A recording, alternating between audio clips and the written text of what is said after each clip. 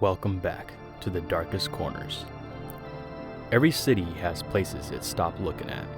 Streets the maps still show, but nobody walks. Buildings that get condemned and somehow never come down.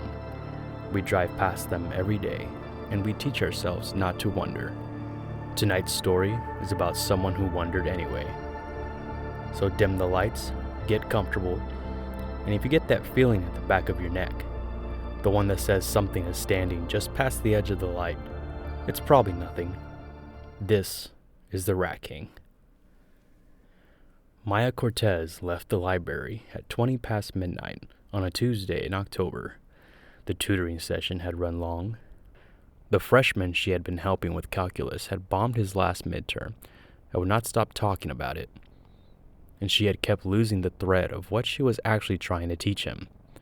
By the time she finally pushed through the library's revolving doors, the stars were out and the cold had teeth. She lived 4 blocks away. She had walked the route 100 times.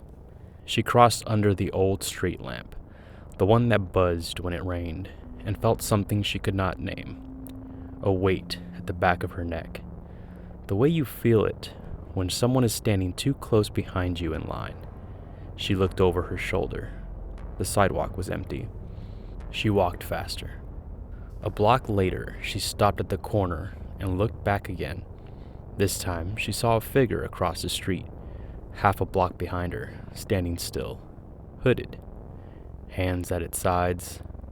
The street light made a yellow puddle on the pavement, and the figure was just outside that puddle, where the light could not quite reach.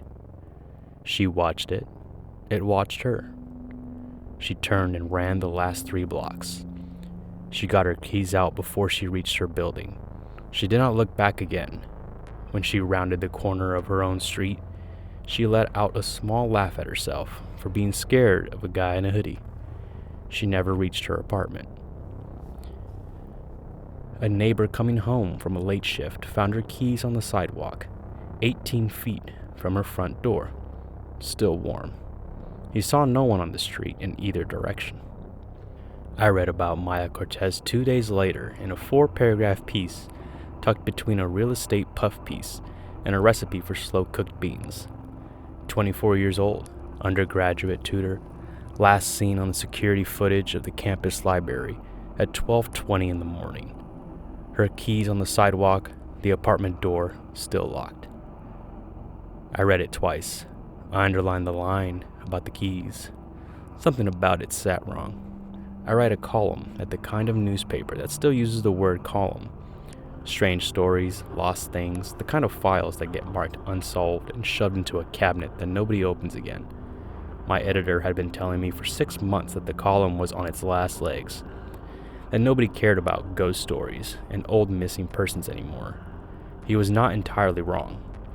The print copies of the paper had gotten thinner every year I worked there, but he had not fired me yet, and I had a daughter named Eva who lived with her mother across town, and I needed the column to keep being a thing for a little while longer. So I made a folder. I labeled it Cortez. I clipped the article into it. I did not expect anything to come of it. I made the folder because I knew myself. 3 weeks after Maya disappeared, a 50-year-old night shift bus driver named Frank Holloway vanished. The security cameras at the depot showed him pulling out at 1 a.m.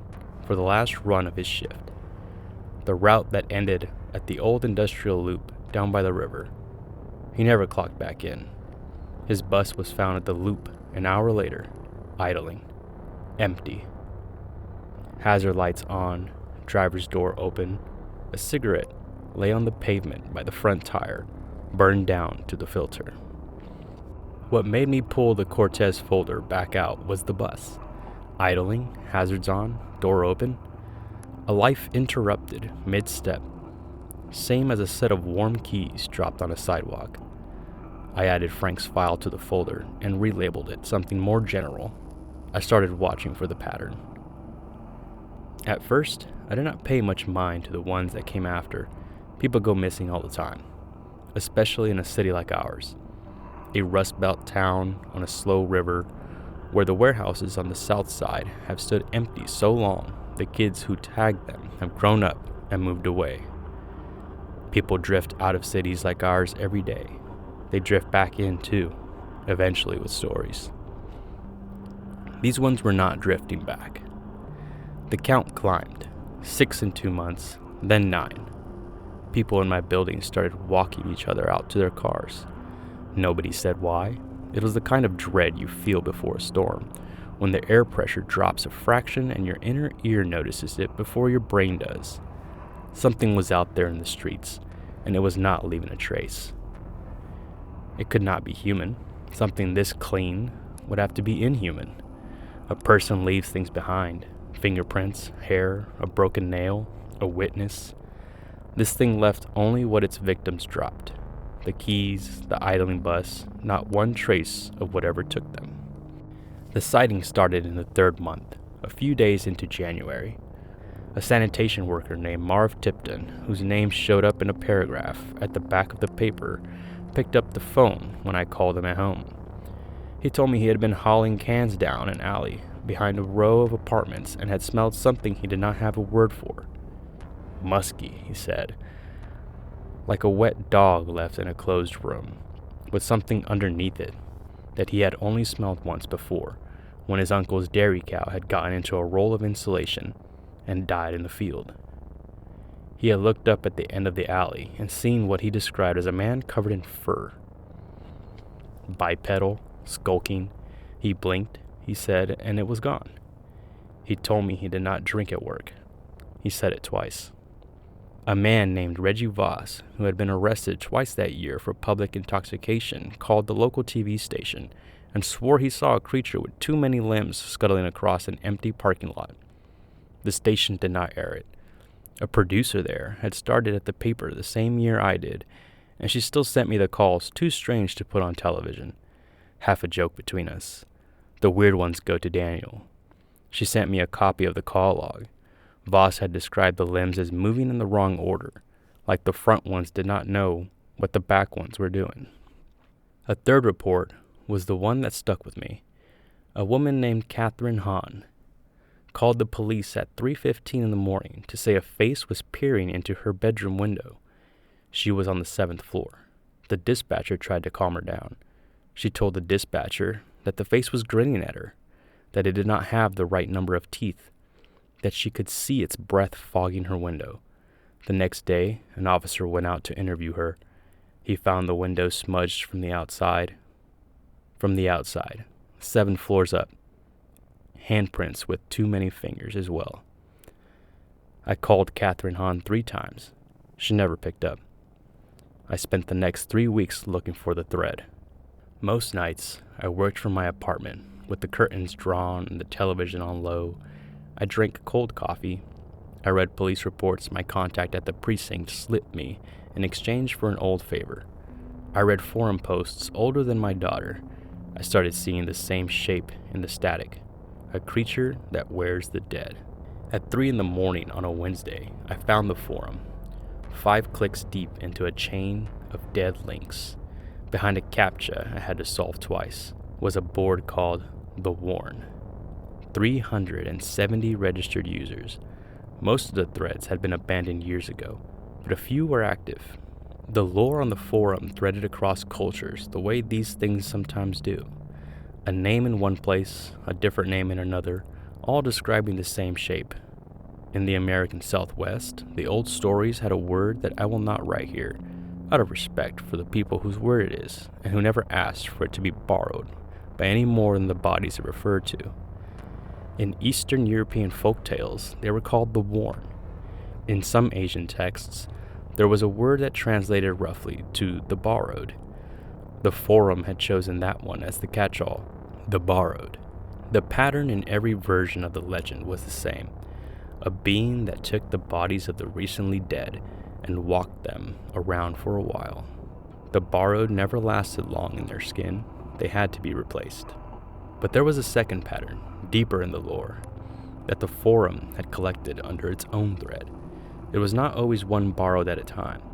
In the oldest stories, there were sometimes many bodies tangled together at the wrists and ankles, fused at the joints, sharing one mind. The Eastern European texts had a word for that too. It translated almost word for word into English. They called the tangle a rat king. I read the forum until the sun came up. I went back to it the next night, and the night after that. On the third night, I noticed something I had not seen the first two. Some of the most active users had stopped posting 3 months ago, some 6 months ago. One had stopped posting 12 years ago. The user who had started the original lore thread had not posted since 2011. Their last posts all said variations of the same thing. They thought they were close to finding it. They thought they knew where the tangle was. I started tracking the disappearances on a printed street map I bought from a hardware store. A pin for every name.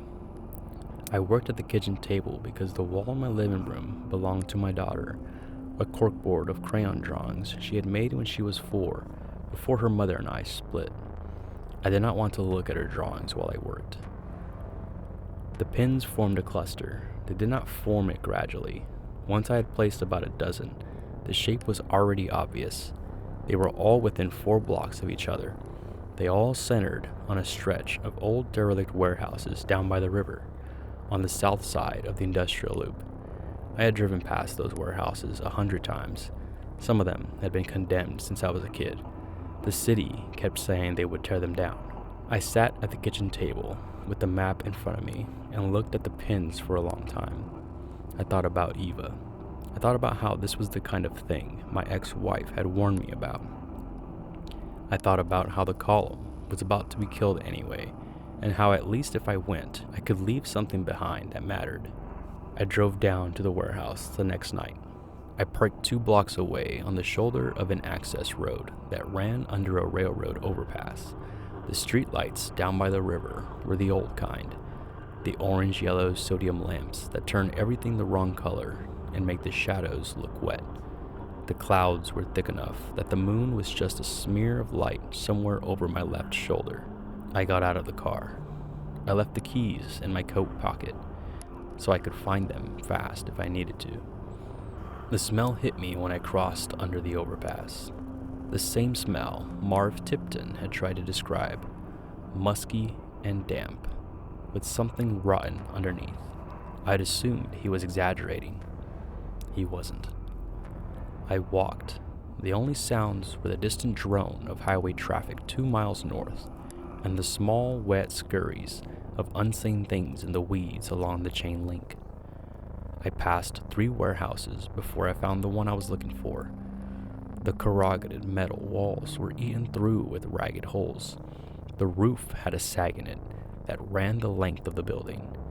There were drag marks in the dirt at the foot of the wall, 3 of them, in roughly parallel lines, like something heavy had been pulled across the threshold. I crouched and looked at the drag marks for a long time. They did not end at the wall. They started at the wall and led outward, away from the building, into the lot. Something had been dragged out, not in. I stood up. The back of my neck got cold. Then a scream. A woman's scream, high and raw. It came from inside. It cut off too sharp, like someone had clapped a hand over the mouth that made it. I knew the sound. The forum had a thread for it. The borrowed screams, sometimes, the thread said, when they remember they used to be people. My legs did not want to move. I made them, and slipped through a breach in the wall.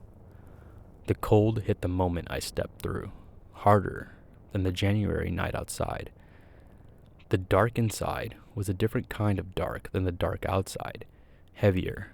My flashlight beam carved a narrow cone through it, and I could see dust in the beam, but the dust was not drifting the way dust should. It was moving in slow circles, like something was breathing somewhere in the rafters, and the air did not know which way to go. Frozen puddles threw my light back at me from the broken concrete floor. The standing water in the lot outside had still been liquid. In here, it was ice.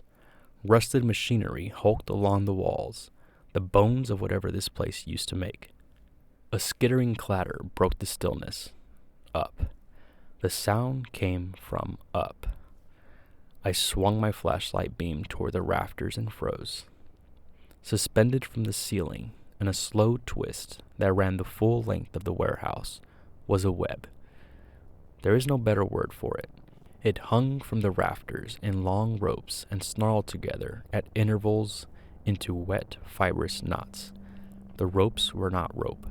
They were strips of human skin, twisted into cords, knotted at the joints.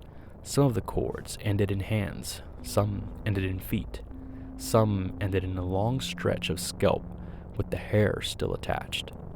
I stood under it with my flashlight and felt something in my chest go quiet. There were people up there.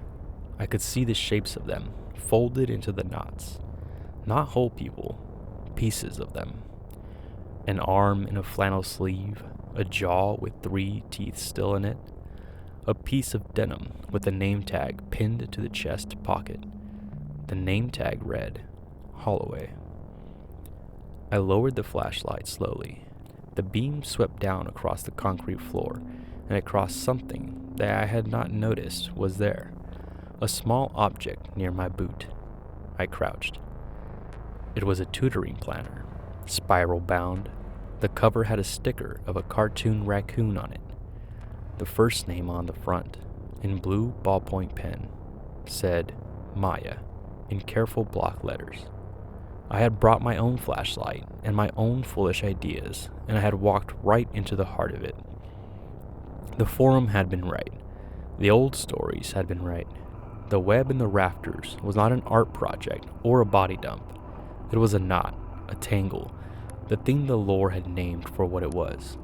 A rat king made of borrowed skin. I took out my phone and photographed all of it. The web, the knots, the name tag, the planner by my boot. My hands stayed steady while I did it, which surprised me. Some part of me had already decided the pictures mattered more than I did. The forum had been right about something else too. A rat king is not one being, it is many, and the many were aware of me now. A scraping, clicking sound came from behind me. I turned. What stepped out of the dark beyond my flashlight beam? At first, the shape of a bear. That was the thing my mind grabbed onto. A bear, skinned, walking on its hind legs. Then it took a second step, and I saw what the joints in its legs were doing. They bent in the wrong place, with an extra knee that had not belonged. And below that, another that did not belong either. My mind stopped trying to make it a bear. Its arms had a similar wrongness. Too many segments. Talons that scraped the concrete with every shift of weight. Its fur did not lie flat.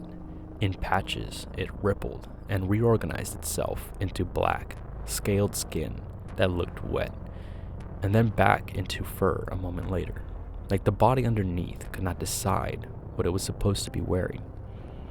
Its eyes did not track together. The left eye fixed on me. The right eye drifted, focused somewhere over my shoulder, then snapped back.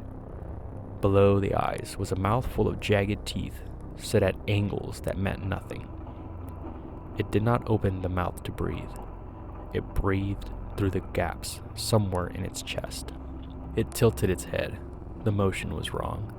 The body moved before the head did. The head finished the turn a half second late. It looked up at the web. It was reporting to the web. The thought arrived in my head fully formed, and I knew it was right. This thing in front of me was not the Rat King. It was a finger of the Rat King, a borrowed body sent out to feed the knot in the rafters. There were others. There had to be. The forum had said the tangle grows by accretion. It lowered itself onto all fours and took one more step toward me. I ran. The flashlight went first. I dropped it. I had been gripping it too tight and my fingers had cramped, and when I turned to run, I lost it on the concrete behind me. I heard it skitter and roll. I did not go back for it. The dark behind me was now darker than it had been. I could hear the creature moving, and I could hear the dragging scrape of the talons, and I could feel the floor vibrate every time its weight came down. I tripped on a rusted pipe at the edge of the breach. My knee hit concrete and the pain bloomed up the side of my leg in a clean, bright line, and I felt fingers on the back of my coat for one impossible second. I tore the coat off as I went through the wall. I left it. I came out into the lot with my breath sawing in and out, and my hands empty and my legs working on their own. I got to my car. My keys were still in my coat pocket. My coat was in the warehouse. I have not been back to that lot since. I will not describe how I got out of there. The forum has a thread for that part too. People who escaped the borrowed always describe it the same way. They say they do not remember. They say they came back to themselves 3 blocks away with cuts on their hands and a different shirt than the one they had left the house in. I came back to myself behind the wheel of my car with the engine running and tears on my face. My spare key was in the magnetic case under the bumper, but I don't remember finding it. I drove home with my hands shaking on the wheel. I knew my time was short either way. My coat was still in that warehouse, and my wallet was in the inside pocket, and my wallet had my address. I should have driven to a motel. I went home, because home was where my files were. That night, a grainy security camera video went viral. 20 seconds of footage from a parking lot 4 blocks south of the warehouse. A misshapen silhouette loping across the lot on all fours, then unfolding upright and darting out of frame between 2 streetlights. Some of the comments under the video were jokes. The jokes thinned out fast. By the second hour, the jokes were gone, and the comments were people in my city asking each other where exactly the parking lot was. I thought about the drag marks at the foot of the warehouse wall, leading out, not in. Nothing had been dragged into that place for a long time. Things were being sent out of it. I sat at my desk and I started writing. I wrote all of it. Maya, Frank, the forum, the lore, the web, the Rat King, the borrowed. I named the warehouse. I drew the map. I posted it on every account I had, and I sent it into every newscast I knew the email address for. I wrote a piece for my column that I knew my editor would not run, and I wrote a shorter version for the forum, and I posted that one too. I uploaded the photos I had on my phone. I made backups in 3 places. I had to warn people while I still felt like I could. Somewhere around 3 a.m, I heard something in the living room. A small creak, the kind a building makes when it shifts. I told myself it was the building. I had lived in that apartment for 9 years. The building creaks. I kept typing. Then a thump from the kitchen, a heavier sound. I told myself it was the freezer compressor. The freezer compressor thumps sometimes when it kicks on. I kept typing. Then a splintering crash. The crash was the front door of my apartment. I knew it the moment I heard it. I did not turn around. I kept my hands on the keys and kept typing. My eyes were on the screen, and I did not let them leave it. A gurgling growl traveled through the wall. Claws grated along the hallway floor, slow and unhurried, the way something walks when it knows you cannot go anywhere. The musky stench from the warehouse rolled into my bedroom ahead of it. I typed faster. I posted the article. I heard the bedroom door open behind me.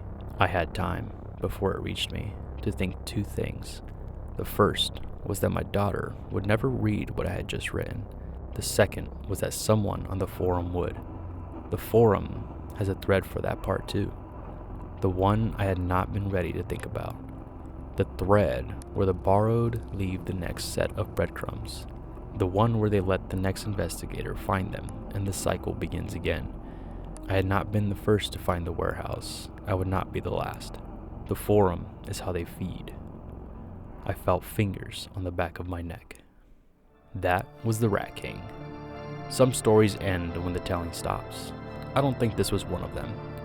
That's the trouble with the darkest corners. They don't stay put. They spread.